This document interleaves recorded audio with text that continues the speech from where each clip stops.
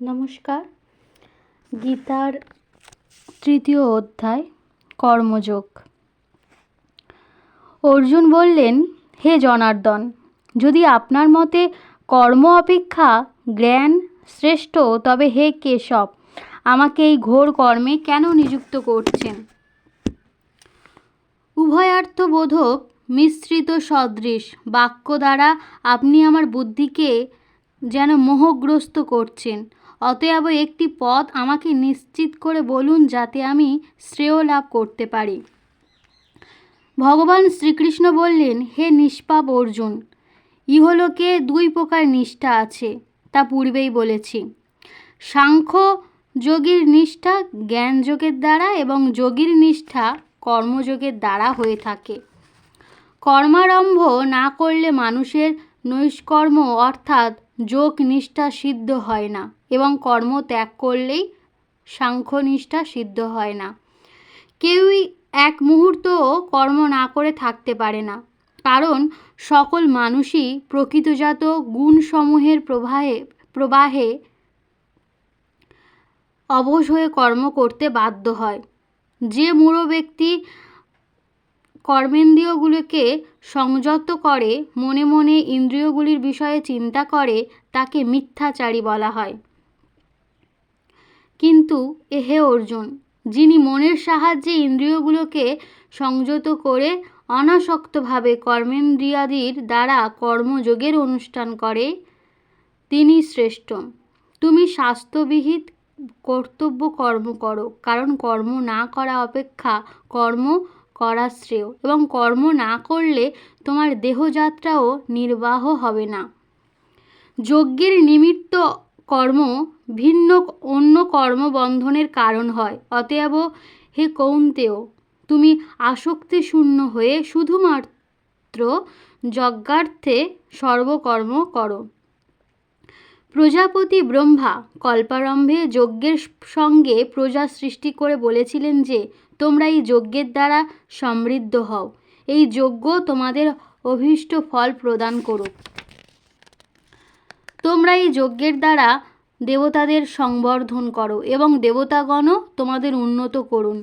এইরূপে নিঃস্বার্থভাবে পরস্পরের সংবর্ধনের দ্বারা তোমরা পরম কল্যাণ লাভ করবে। যজ্ঞের দ্বারা সংবর্ধিত হয়ে দেবতাগণ তোমাদের অভীষ্ট ভোগ্য সামগ্রী প্রদান করবেন। এইভাবে দেবতাদের প্রদত্ত ভোগ্য বস্তু যে ব্যক্তি দেবগণকে নিবেদন না করে স্বয়ং ভোগ করে, সে নিশ্চয়ই চোর। যজ্ঞাবিশিষ্ট অন্যের ভোক্তাশ্রেষ্ঠ পুরুষগণ সর্বপাপ হতে মুক্ত হন, আর সেই পাপাত্মাগণ নিজ শরীর পোষণের নিমিত্ত অন্নপাক করে, তারা পাপই ভক্ষণ করে। সকল প্রাণী অন্ন হতে উৎপন্ন হয়। অন্নের উৎপত্তি হয় বৃষ্টি হতে, বৃষ্টি হয় যজ্ঞ হতে, এবং যজ্ঞের উৎপত্তি হয় বিহিত কর্ম হতে। কর্ম উৎপন্ন হয় বেদ হতে, এবং বেদ অবিনাশী পরমাত্মা হতে উৎপন্ন বলে জানবে।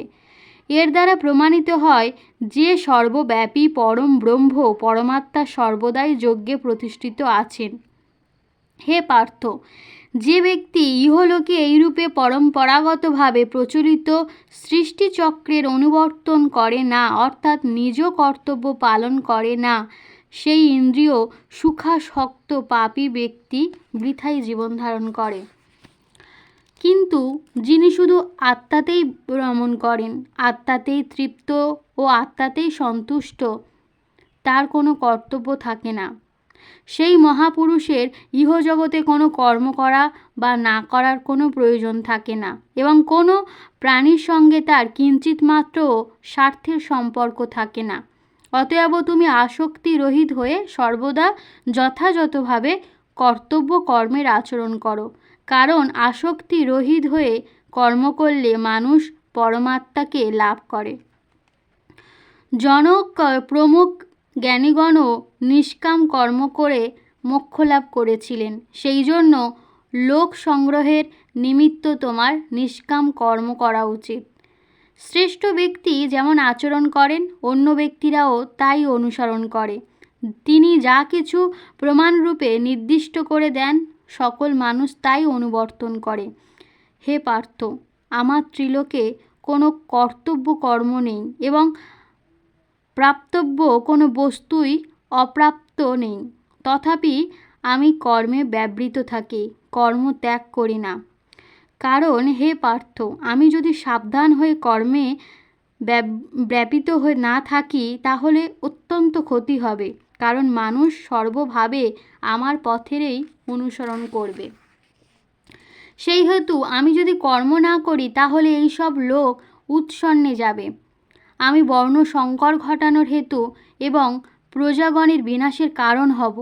হে ভারত, কর্মে আসক্ত অজ্ঞ ব্যক্তিরা যেরূপ কর্ম করে, আসক্তি বর্জিত বিদ্বান ব্যক্তিও লোক সংগঠনার্থে সেইরূপ কর্ম করেন। পরমাত্মার স্বরূপে স্থিত অবিচল জ্ঞানী ব্যক্তি যেন শাস্ত্রবিহিত কর্মে আসক্তি সম্পন্ন অজ্ঞানীদিগের বুদ্ধিভেদ অর্থাৎ অশ্রদ্ধা উৎপন্ন না করেন। উপরন্তু স্বয়ং শাস্ত্রবিহিত সমস্ত কর্ম যথাযথভাবে অনুষ্ঠান করে তাদের দ্বারাও সেইরূপ করাবেন।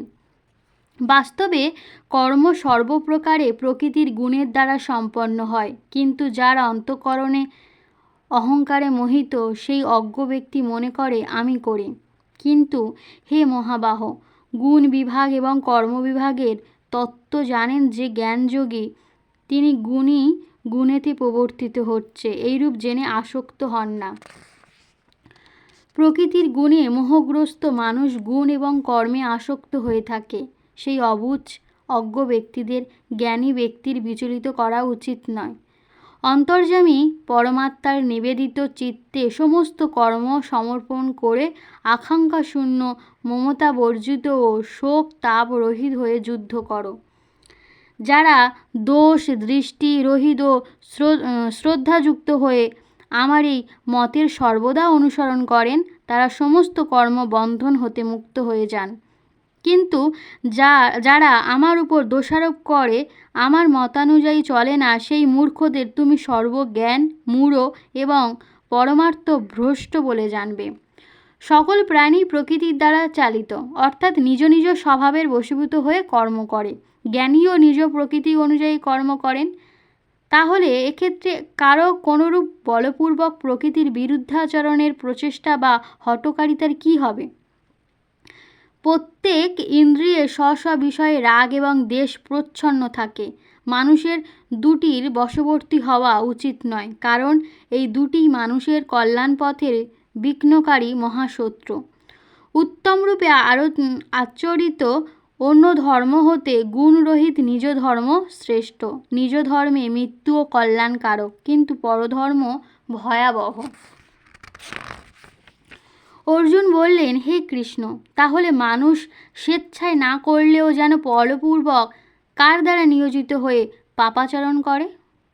ভগবান শ্রীকৃষ্ণ বললেন, রজগুণ হতে উৎপন্ন এই কাম এবং ক্রোধ এ মহাভক্ষক অর্থাৎ ভোগের দ্বারা কখনো তৃপ্ত হয় না এবং অত্যন্ত পাপকারক। একেই তুমি মহাশত্রু বলে জানবে। ধূমের দ্বারা অগ্নি, ময়লার দ্বারা দর্পণ এবং জরায়ুর দ্বারা গর্ভ যেমন আবৃত থাকে, তেমনি কাম দ্বারা জ্ঞান আবৃত থাকে। হে কৌন্তেয়, এই কাম জ্ঞানীদের চিরশত্রু এবং অগ্নির ন্যায় দুষ্পূরণীয়। এই কাম দ্বারা জ্ঞান আবৃত থাকে। ইন্দ্রিয়, মন ও বুদ্ধি এইগুলোকে কামের বাসস্থান বলা হয়। এই কামই হচ্ছে মন, বুদ্ধি এবং ইন্দ্রিয়াদিকে অবলম্বন করে জ্ঞানকে আচ্ছন্ন করে, জীবাত্মাকে মোহিত করে। সেই জন্য হে অর্জুন, তুমি প্রথমে ইন্দ্রিয়গুলিকে বশীভূত করে এই জ্ঞান বিজ্ঞান বিনাশকারী মহাপাপী কামকে সবলে বিনাশ করো।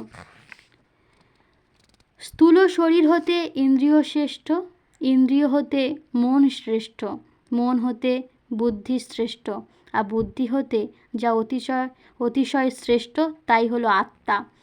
এইভাবে বুদ্ধি হতে অত্যন্ত শ্রেষ্ঠ আত্মাকে জেনে এবং শুদ্ধ বুদ্ধির দ্বারা মনকে বশ করে, হে মহাবাহ, তুমি এই কামরূপ দুর্জয় শত্রুকে বিনাশ করো। ওং তৎসৎ। শ্রীমদ্ ভগবদ্গীতারূপী উপনিষদ তথা ব্রহ্মবিদ্যা বিষয়ক যোগশাস্ত্রে শ্রীকৃষ্ণ অর্জুন সংবাদে কর্মযোগ নামক তৃতীয় অধ্যায় সম্পূর্ণ হলো।